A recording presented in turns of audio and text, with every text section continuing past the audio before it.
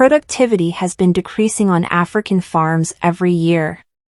A machine learning tool can help.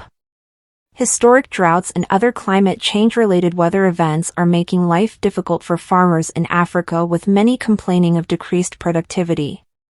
Now, a team of scientists in Senegal have developed an artificial intelligence (AI) tool called Africa Agriculture Watch, or AAgWa, to help farmers overcome these obstacles.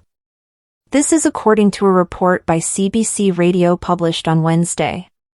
The new AI tool uses satellite data and images to sense biophysical parameters of the ground and comb through historical production maps in order to predict possible growing conditions. It also analyzes heat intensity and its impact on crops, level of expected rainfall, and soil fertility. Any disruption that you see in the growing conditions would be propagated into our models and then will show what would be the impact in the production, Racine Lai, Director of Data Management at the Pan-African research nonprofit Academia 2063, told The Current's guest host Robin Bresnahan.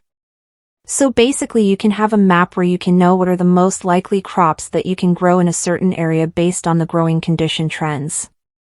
The machine learning tool has thus far been very welcomed by African farmers. If we are able to keep up to date with what is happening, at least we will be able to protect most of our crops, Ghanaian farmer Deborah Ose-Mensah said.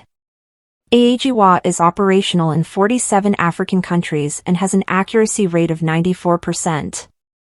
Sometimes we have countries where our predictions are diverging. In that case, what we do is we update the model and update the predictions based on that event, Lai said. There are two ways of increasing food production. You have your crop management. But another way of maybe increasing production is to reduce losses. That's where AAgWa is focusing on. The tool has thus far been praised by local NGOs.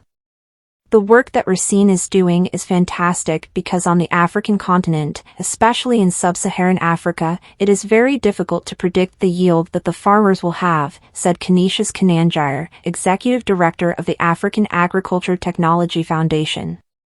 The executive also highlighted how important the fact that this project is local is. When it is done by Africans, we have two positive things that we see. First, it is adapted to the conditions of the African continent. Second, it is at least an assurance that those technologies will be sustained, Kananjire told CBC Radio.